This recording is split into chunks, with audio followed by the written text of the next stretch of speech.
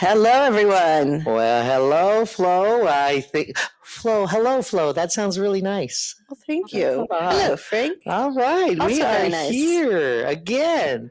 This is our final sponsor showcase of today, saving the best for last. And I see Jason has joined us already. Hello, Jason. Hey, And Florence. Haven't seen you in a long time. I know we were just reminiscing about how far back we go.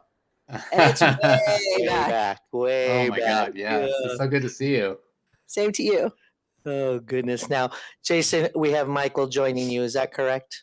Yes, I'm sure he'll be with us in a moment. Okay, well, hang tight. But in the meantime, yeah, Jason, good to see you again. And so we'll make sure Michael gets on, and then we'll kick off in a minute. But so far, it's been a great day. Yeah, definitely enjoyed it. These 7-minute sessions. Wow, the pressure is it's been high. We've had a few buzzers. Yeah, just a few. No pressure, Jason. Joanna finished within 18 seconds. 18 seconds. I saw that. Look at her, and I see her chatting already. Joanna is holding the winning record right now. Yeah, we might need to get an air horn for next time around. Beep. All right. Okay. Was Michael in? Michael, could you join the stage? Join the stage, Michael. If you have that join stage button, click that button and we can get started. For those of you, if you're joining us for the first time for one of these showcase sessions, this is the last of our 3 interviews with leading higher education institutions. Each interview will run for 7 minutes. You're going to see that countdown timer go. When there's about 1 minute left, you'll see us come back on the screen just to give a little reminder and raise the pressure, of course. And the first group we're going to kick it off with is Attain once we get Michael on the stage. To refresh if he's having trouble. Michael, if you're having trouble, go ahead and refresh your browser and try to join the stage.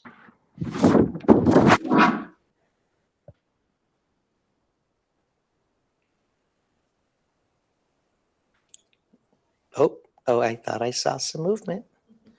That's just Haley in the background. Okay. She's the Grandmaster.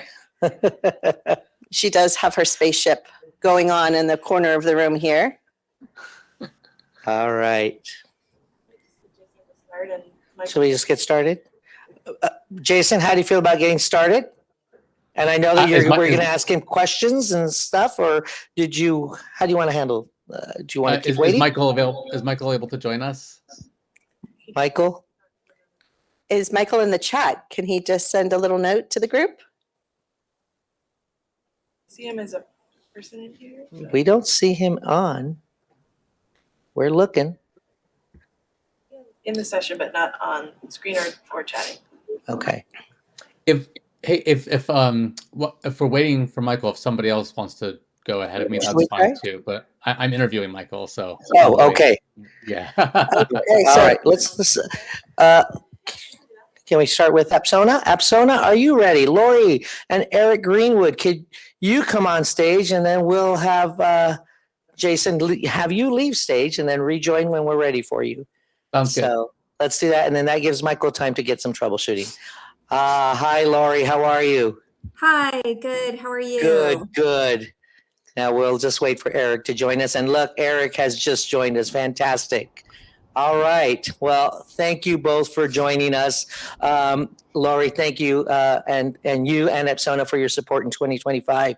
I know that before joining Apsona, you've been where it was a higher ed customer, and you've been working in this space for many years, more years than you're willing to share with us, and that is okay. So we're not going to waste any more time. You've got 7 minutes. I was going to say seconds. 7 minutes. We're going to start the timer. You will go, and then we will see you in about 6.5 minutes. Great. Thank you so much. Yes, I am Lori Gardner, Solution Engineer at Apsona. I'm beyond thrilled to be joined by Eric Greenwood, Associate Director of Alumni Engagement and System Administrator at Colorado College. Boy, Eric, that is a mouthful. Thank you so much for joining me today, Eric. Yeah, absolutely. Happy to be here. Yeah, just excited to tell our story a little bit as it relates to Apsona. Yeah, so let's start with, what were the challenges that you were facing related to event reporting? Sure. So about 3 years ago, we transitioned from our previous CRM to Salesforce. With that transition, we also moved our event platform to Blackthorn, a plugin of Salesforce. And we identified pretty quickly that although Salesforce had some, solid reporting out of the box, we were going to need something a little more robust that could not only pull data from our CRM, but also from attendee records within Salesforce, and Apsona was the tool. Yeah, so I guess tell me a little bit more about how, either the challenge that you were facing with just through native Salesforce reports and how Apsona kind of created the solution for you. Absolutely. So prior to Apsona, if we wanted to have a report that took data from both our CRM and from our attendee records for events, we would have to run a report from the event and then basically submit a data ticket to our data team to ask them to kind of fill in the blanks with the data from our CRM. We recognized pretty quickly that, from an efficiency standpoint, that probably wasn't going to work great. Apsona, again, allows us to, with one click, run reports for all of our events that pulls, fields from different objects within Salesforce that are related to both Blackthorn and our overall CRM. Okay, so what you're saying is that using Apsona's multi-step reporting tool, you were able to use objects that were Blackthorn objects, the attendee information, as well as the kind of native Salesforce objects, contact account, et cetera, to pull in all of those details together. And you said something else that was interesting. You said, with a click. Describe for me, for those who are listening who don't really know what Apsona is or clicking a button, explain what that means, where you see this button and what happens when you click those buttons. Absolutely. So at the top of all of our Blackthorn landing pages, in the CRM side, so when our users are going to an event homepage, essentially, we have, I believe, 4 buttons right now that run different reports based on who the user is. In the system, if somebody needs to run a finance report that pulls data from, donation information plus, account information, they can do that. If we're just running a report to see what someone's, for an example, we have reporting that can tell you what someone's t-shirt size or dietary preference is, which we only ask in the event registration. With also, if you have the right permissions, giving information, relationship manager information, all that stuff, creates just a comprehensive report that, whether you're an admin, whether you're on the operations side, whether you're one of our fundraisers, or you're someone planning an event, when you're on that landing page, that home page, you can just click the button and, you can obviously pare down what fields are in the report that gets exported. But it's great to be able to have that one-click solution. It's easier to pare it down than it is to add more fields after the fact. And I imagine this is especially critical for the bigger events with multiple sessions, multiple days, like your family weekends and homecomings. For sure. So we have reporting that, works for all of our events, but we also have some unique Apsona reports that have been built specifically for our largest on-campus, multi-day, several session, plethora of ticket types events. And we've been able with Apsona to create a report that our team can run dynamically, and also that allows our team to process registrations in batches while still getting all the information they need. That way, you're not relying on one report to work for you right at the end when you go to make all your event packets or get all your dietary information for catering. They can do them in groups. It's a pretty nifty little report. They can, also sort in it, only want to work with a certain class, no problem. So again, Apsona has been scalable for us for whether it's just a couple, survey questions essentially, plus contact information, or it's a really robust event where folks have a lot of different event tickets and sessions. Awesome. So how has this impacted you personally, like doing your job and the requests that you were getting before? Yeah, so it's saved me a lot of time, because previously, if one of those other stakeholders, let's say somebody in our leadership team, or someone in, working with giving or fundraising or stewardship, wanted that combined information, they would come to me and say, hey, can I get your piece of it? Or essentially, can you put in a ticket? Or even, can you just run a report for me? Well, I identified pretty quickly, why don't we create a system where everyone can at least run the reports within our division? So there's no excuse, right? Whoever you are, you can do that click and get that information. Saves a lot of back and forth, emailing spreadsheets, all that kind of stuff. Awesome. So it sounds like it's more efficient for the users, for you, for basically everyone in advancement, or everyone who's a stakeholder for events. And it looks like we've got about 30 seconds left. Eric, anything else that you would like to add or say about the process? I would just add that we also appreciate the support from Apsona. Ironically, I get to work with you, right? So if we need something on the back end configured that I can't do from our side, you've been responsive and helpful, and we keep improving on these reports. So thank you. Awesome. Thanks. Wow, 4 seconds to spare. Fantastic. We were so ready. We were ready with the ding, ding, ding, ding, ding, but we didn't get to ding you. All right. Thank you, Apsona, and thank you, Eric from Colorado College, for joining us today and sharing that wonderful story. We'll continue to hear from you, and I'm sure the community is going to love exploring this session again and again as we move forward with our recordings. But as of next, we're going to bring up Jack's Consulting and Zephyr. So if Sean and Zephyr, you can join the stage, we can get started. Hello. Hi, Sean. Hi. Love when technology works. Yay. I made it too. Hey, Ron. Fantastic. All right. Almost there. We are very, very excited to have you both with us today. We're going to continue with our shout outs. I learned a little something about Sean recently. Sean was a Peace Corps volunteer and has 15 years working in nonprofit and higher ed with Salesforce, or in the Salesforce space. And of course, if you're following the chat, we have to say hello to Brian. Brian, I'm waiting for you to throw up that U. Go Canes. Just saying. Also, Brian is not related to Haley, not a brother, uncle, or any of the other relatives. Just in heart. Yes, there we go, Haley.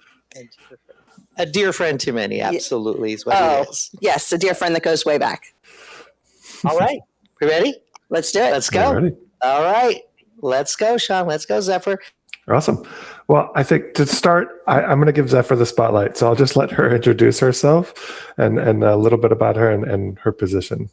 Thanks, Sean.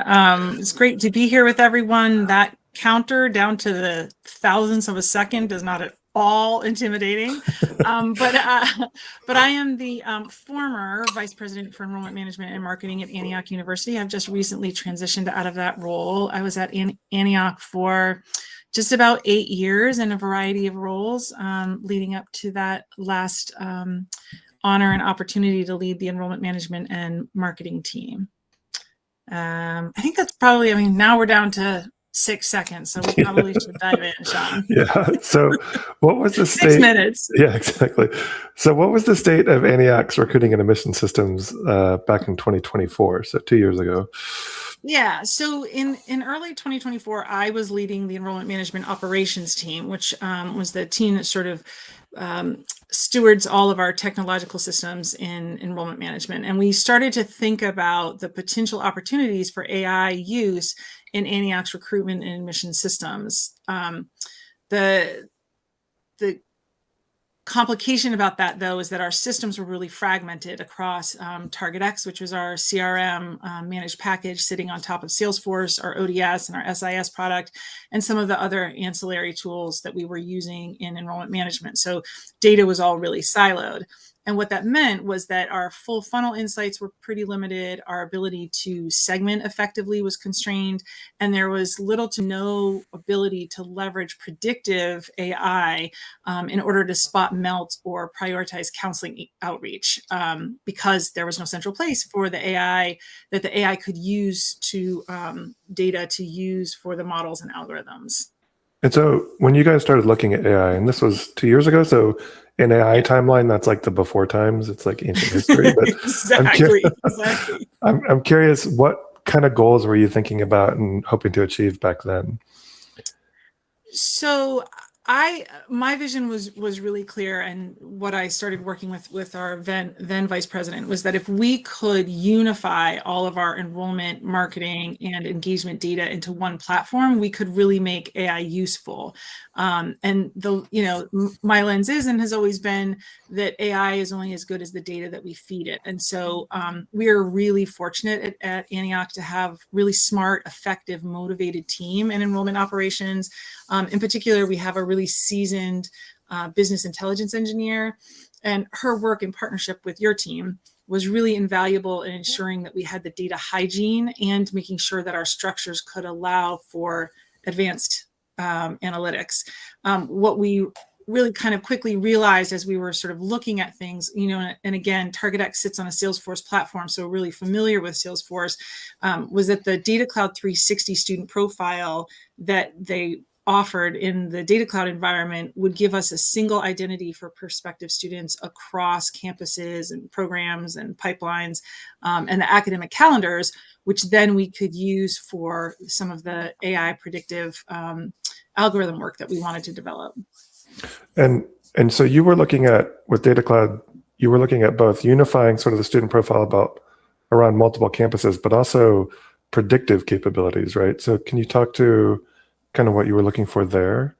Yeah. So what's important for us, one is as a mission-driven organization, is really to use AI always in a way that was mission aligned. So using it to be able to better serve our students and to further the human relationship and connection. So the things that we really wanted to be able to do were things to like understand predictions around the likelihood to apply from our prospect and our lead pipeline, the likelihood to enroll from our applicant pipeline, and some melt forecasting so that we would be able to design interventions that we could also then test and run algorithms on to help sort of shepherd those, in the early shopping stages, shepherd those that are in their decision stage, and then also help retain students that were at risk.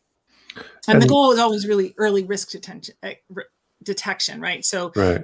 Understanding something about behavior ahead of time so that we could design interventions that would be really meaningful. And what does that like ultimately mean for admissions counselors? Like if you identify someone at risk, then what does that enable those counselors to do? So what we're working on, currently and sort of once we implemented, was developing a series of interventions that we could both automate right into the system, sort of like if we know that a student is at risk of melt, but we can also see through personalization, because we have Marketing Cloud personalization as well, that they've spent a fair amount of time on our financial aid website, we can automate by giving them some, proactively giving them more financial aid information. At the same time, our counselors have an understanding of like, oh, here's something kind of special that this student needs. Here's a little extra support that this student needs, a little more information. And so really allows our counselors to tailor their outreach and their connection to really serve the student's specific needs in order to make sure that they get, the right fit in the right program, that they're feeling like we understand what their specific needs are and we're meeting them where they are. Awesome. And so we've got less than a minute. So I'd love to hear, so you've talked a lot about predictions. So I'd love to hear kind of what are the agentic kind of projects that you're looking at and implementing now? So we have two agentics or agentic AIs that we're looking at: an application guidance and an internal agent for admissions counselors. So the internal agent for admissions counselors will be sort of like your go-to buddy that would help give them the information about all the different programs across schools. And then the application support agent is one that will be able to support students filling out and building their application virtually. So removing the frictions and the pain points of the application process. And that agent also will essentially let people start applications from the conversation with the agent, right? Yeah, exactly. And so again, removing more barriers, right? So you don't have to like log into something and create a user account and then go back. Dinged. We were waiting for the You all are just really looking forward to being able to. Oh, we really were. Thank you for giving us that opportunity. Yeah, it was fun. You're You're very welcome. Very welcome. All right. Thank you both for joining us. And again, thank you, Jax Consulting, for your sponsorship. We really appreciate you being here and again, sharing the stories and sharing the initiatives and look forward to our continued partnership. Thanks very much. Appreciate it. All right. All right. Hey, let's try this again. Let's get Jason on stage and Michael on stage. Welcome Hello. back, Jason.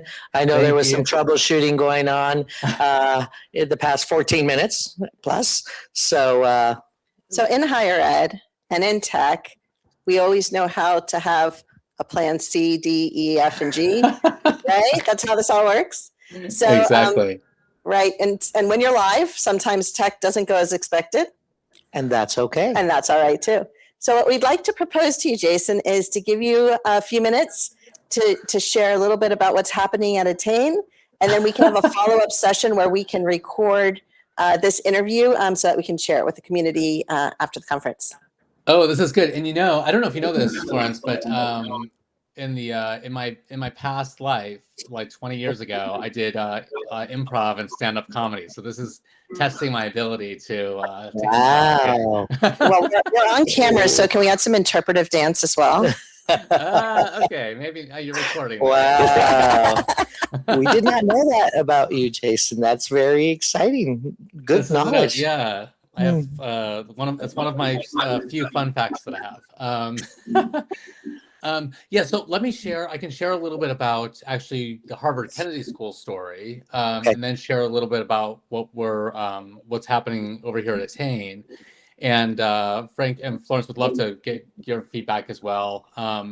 Just so folks know, I'm happy to do the recording with Harvard Kennedy School with Michael. That'll be awesome. And Attain is hosting a webinar with Harvard Kennedy School in a few weeks in mid-January. So we'll send out that information, but that'll be a more comprehensive, 30-minute or so webinar to kind of go through their whole story. And it's a really interesting story that started really with their transforming their executive education experience, and Attain worked with them on that.